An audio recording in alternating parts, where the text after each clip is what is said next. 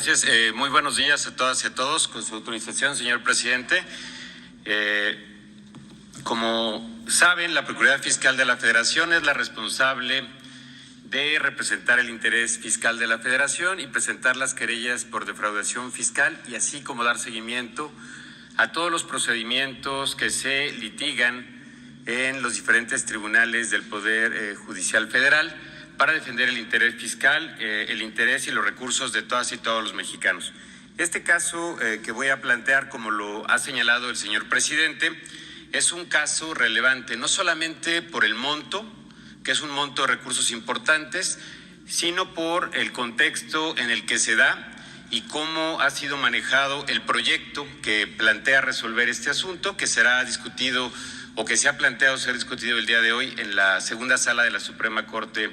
de Justicia de la Nación. Presentamos esta presentación denominado caso Gustavo Cárdenas Fuentes, que ustedes pueden ver en la pantalla.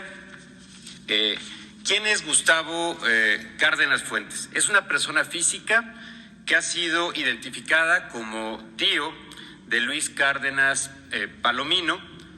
y quien además funge como representante legal de OPSES de México SADCB, que ha encabezado diversas operaciones financieras, no solamente en esta empresa, sino también en algunas otras, y que fue beneficiaria de distintos contratos en la pasada administración, principalmente en lo que es hoy la Secretaría de Seguridad y Protección Ciudadana, diversas entidades como el Gobierno de Michoacán, Nayarit, en la Policía Federal y el Servicio de Protección Federal,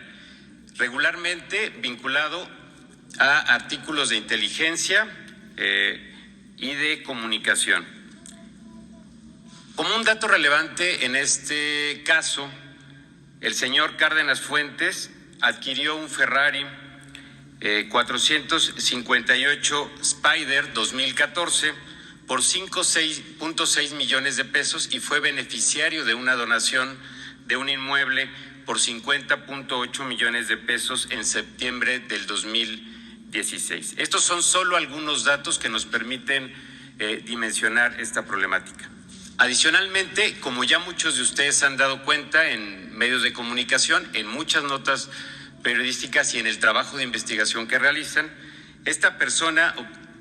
se refiere a tenido contratos o tuvo contratos en la pasada administración por más de 600 millones de pesos en distintas dependencias, además de que ha sido señalado de formar parte de la organización criminal vinculada a Cárdenas Palomino y evidentemente a Genaro García Luna,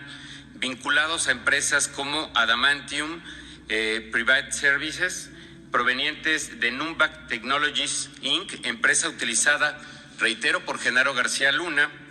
para enviar recursos a Estados Unidos, resultante de hechos de corrupción mediante esquemas complejos de desviación de recursos públicos por montos que ya ha dado a conocer también la UIF por más de 745 millones de dólares. Adelante, por favor. Ahora, este es el contexto del asunto y vamos a hablar de lo que se dirime hoy en la Suprema Corte de Justicia de la Nación. Comentar que el SAT inició una revisión de las cuentas del señor Cárdenas Fuentes en 2016 y él interpuso un amparo para impedir que la autoridad fiscal concluyera esta visita de revisión que tiene por objeto determinar si se violó la ley o no, si se pagaron los impuestos correspondientes o no. No obstante, que el SAT logró acreditar un crédito fiscal, es decir, que este señor dejó de pagar 163 millones de pesos de impuestos desde el 2015 y que actualmente serían 342 millones de pesos con las actualizaciones que correspondan. El señor Cárdenas interpuso diversos recursos, desde juicio de nulidad ante el Tribunal Federal de Justicia Administrativa, juicios de amparo ante el Tribunal Colegiado, que finalmente llegó a la Suprema Corte de Justicia de la Nación, y es donde vamos a detenernos un minuto más porque se dirime hoy en la Corte. Como pueden ver, en este diagrama, La Corte conocerá hoy de este asunto, pero antes de hoy hubo 3 proyectos en manos del ministro ponente en diversos momentos, particularmente el 10 de agosto, el 13 de octubre de este año y el 19 de abril, el 13 de octubre de 2022 y finalmente el 19 de abril del 2023. Estos proyectos en su momento eran resoluciones que fueron públicas y eran en favor del SAT y de la determinación del crédito fiscal, es decir, que esta persona debía impuestos al Estado mexicano y que debía pagarlos. Adelante, por favor. Sin embargo, a inicios de mayo de este año, el ministro ponente presentó un nuevo proyecto, pero ahora plantea conceder el amparo a Cárdenas Fuentes, cambiando el criterio sostenido previamente por la Sala, primero por su proyecto y después por la Sala, porque ha mantenido un criterio para resolver asuntos similares, lo que conduciría a que fuera exonerado por el tribunal colegiado al resolver en definitiva y evitar que esta persona pague los impuestos que corresponden a la Federación. Reiteramos, de aprobarse este criterio el día de hoy y si sumara 4 votos, se entendería que este criterio sería vinculante a todos los tribunales del país, cosa que afectaría la hacienda pública. ¿De cuánto estaríamos hablando? Pues de miles de millones de pesos. Calculamos por lo menos 10,000 millones de pesos en la afectación de procedimientos que se están integrando actualmente en visitas de verificación, en facultades de revisión del SAT, más los asuntos que actualmente se dirimen en tribunales federales. La relevancia de este caso no solamente es económica, es también por la implicación y el contexto de la persona que ha promovido que la justicia lo ampare y a quien hoy el proyecto planteado en la segunda sala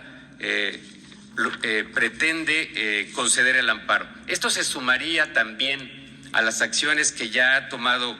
la Suprema Corte de Justicia de la Nación y el retroceso que tuvimos el año pasado respecto a las reformas penal fiscal, que consideraba la prisión preventiva oficiosa como una medida eficaz para combatir la defraudación fiscal y que fue declarada inconstitucional, obligando a la autoridad a fortalecer las acciones de investigación